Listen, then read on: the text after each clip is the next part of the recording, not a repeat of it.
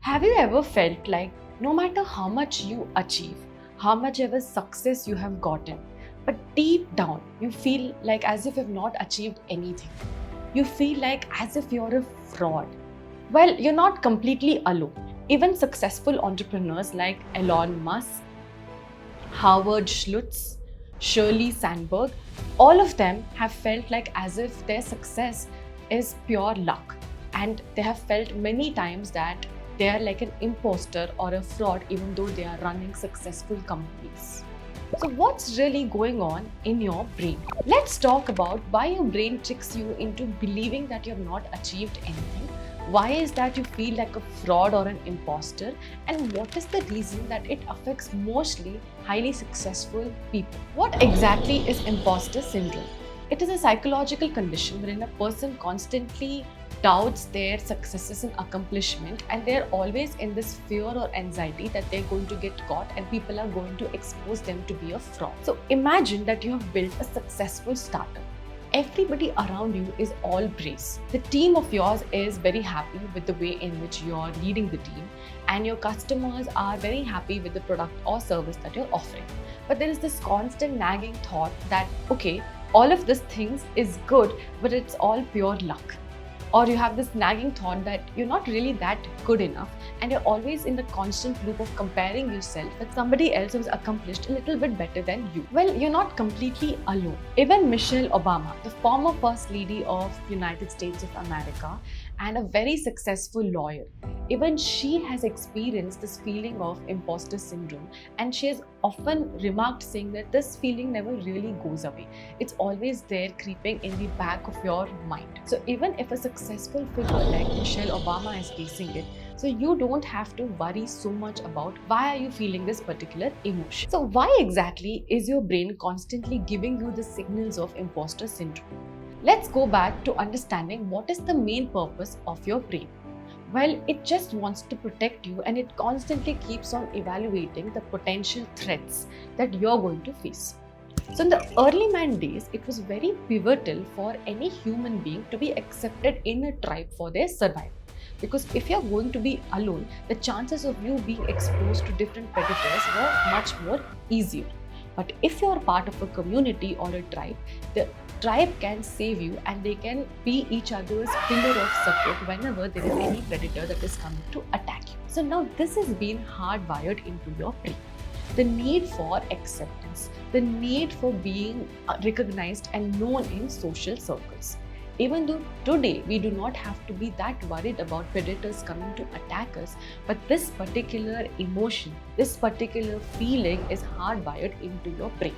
So all the time your brain is constantly evaluating the need for being accepted, the need for being part of a community, and it is always evaluating the different reasons as to why a particular decision of yours or an action of yours is going to be leading you to doomsday. So what happens in the brain of overachievers is that their achievement is analyzed as threat for the brain, because overachievers, they definitely need to travel to different places, meet different people, keep launching or talking about their product or services. So they are exposed to newer environment, and all of these new environment is like a threat zone for your brain, and it is constantly evaluating where could you go wrong. So what it does is it interprets every opportunity and achievement yours as a threat or a discomfort, and it is being overly cautious about you. So now you will ask me, why does it affect only the high achievers? So the thing with high achievers is they are achieving a lot of things that is way above the people who are in their circles or in their peer groups. They are climbing the ladder, they have more responsibility, they're exposed to more risk, they're exposed to more expectations from the people. And what happens is that your brain panics. Can I handle all this? Can I really be able to satisfy every single person's demands and expectations from me? Of course, in reality, it is not true. You cannot handle everybody's expectations in reality. But in your brain, that is one of the constant fears that it is dealing with. A study in Harvard Business Review revealed that the founders of really high achieving startups are mostly exposed to imposter syndrome. And this is because often people around them say that the success of this particular startup is mostly based on luck or right timing. But they don't understand that all of these things are certain external factors that does contribute to the growth of your business. But it is also the hard work, the vision, and the motivation that the founder has within himself or herself to achieve the success of their startup. For entrepreneurs, imposter syndrome can come in multiple different ways. So you tell me which particular thing that you resonate with the most. So you might have a wonderful growth opportunity, but at the back of your mind, you feel that somebody else could do this particular task much better than you. You might constantly seek validation and support from others. It could be your investors, your friends, your team, because you're constantly in doubt whether you will be able to accomplish whatever decision that has been put forth on you. Is the result going to be what everybody else is expecting? And this money aspect of it, many of the founders, especially those who are actually very good at what they do, they often are very underconfident in charging their prices. And even if they're charging their prices, at times they might give it at a discount, or they might just give it out of goodwill, because they constantly worry if whatever they are charging, is it really their worth or not. And often certain founders, they overwork themselves. They might end up working for 18 to 19 hours because they feel that if they do not work, they would be exposed, and people around them is going to think that this founder is very lazy. This founder is not hardworking. So they end up overworking more than anybody else in their team. So have any one of you experienced any one of these particular situations that I told you about? Well, in that case, there are a very high chance that you are also in the loop of imposter syndrome. So the thing with imposter syndrome is that it sabotages your potential. So at Happy Lab, we provide founders therapy. So what exactly happens in founders therapy is that we try to understand the challenges that the founders face emotionally that is stopping them from releasing their full potential and making sure that their startup is in the growth stage. So often imposter syndrome is one of the highest reasons why a lot of startup founders do not take certain quick decisions, or even if they do take the decisions, they're constantly in doubt about their decision-making ability. And this particular imposter syndrome can definitely come as a roadblock when you are scaling up your startup. So if at all you're experiencing this, then don't forget to check out our founders therapy sessions and book a slot with me. So there are certain things that you can definitely do in order to reduce this feeling of imposter syndrome. So the first thing that you can do is acknowledging and understanding that you do have this psychological, emotional experience. Because unless and until you're not aware about what you're going through, it will be very difficult for you to find a solution for the same. And one thing I want to say is that imposter syndrome is incredibly common. A lot of us go through this. So you don't have to feel that only you're going through this. You're not alone in this. Second very powerful tool apart from awareness is the way in which you communicate to yourself, the internal dialogue. Often many people find this very silly, like as if you're having a conversation with yourself. But in fact, in reality, you do. All of the thoughts that you're getting is nothing but the internal dialogue that you are having with yourself. So many a times, if you notice, your internal dialogue can be a tad bit negative. So it's our responsibility, and we need to be the ones who's trying to make a balance, because we cannot eliminate all of our negative thoughts, but we can definitely create a balance for ourselves. So now, how do we create this balance? So once you have understood that you have a pattern of unhelpful or negative thoughts, it is very important that you add in helpful or positive thoughts.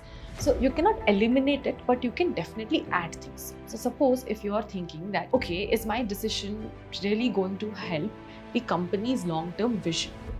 Well, you can add another thought by saying that, okay, if at all this decision works in my favor, what are all the different things that I can see in my company so that I know that this decision was actually a good decision. So when you start adding thoughts like this, you're also creating an opportunity for you to explore the other side of your thoughts, not only the thoughts that is going to lead you to doomsday, but also the thoughts that could actually lead you to some sort of success in your firm. And one more important thing is that we are often surrounded by negativity, and a lot of people being jealous of us, or always, maybe questioning your abilities. So at that point of time, it is very important that you as a founder keep a success log with you. So in this success log, you write down all the achievements that you have had while you're building your firm. It could be a small success, it could be something that you don't even consider it to be a milestone, but it is very important that you put it down. Now, this is going to help you in two ways. One, it is definitely going to make you feel good about yourself. And the second thing is, now all of us, whenever we are selling our services or product, we often want to tell it like a story. What best story could sell your product other than your own success story or your own journey of building that particular product or service? So when you have this success log with you, it is like a library of multiple stories of your own success of building your firm. So when you keep this success log, even on the days wherein you're questioning your decisions or you're feeling like an imposter, this success log can definitely help you a little bit, because over here you're not only writing the successes of your firm, but you're writing what did you do to help you to reach this particular success. So it's not always luck or it's not always time. It is also your hard work and grit. And one more thing that really works with a lot of my clients, founder clients, is that we try to understand where this particular thought is coming from, and we try to understand if we challenge this particular thought, what is going to happen, and if we don't challenge this particular thought, what is going to happen to us. So in every session, we're trying to maintain the neutrality so that we get to see both the good and the bad, the pro and the con. So these are some small techniques that you can implement it on yourself so that at least a little bit of this imposter syndrome can come down. Because when this imposter syndrome dials down a bit, it can definitely help you to tap into your potential. One more thing that you need to remember is that imposter syndrome is not telling that you lack something.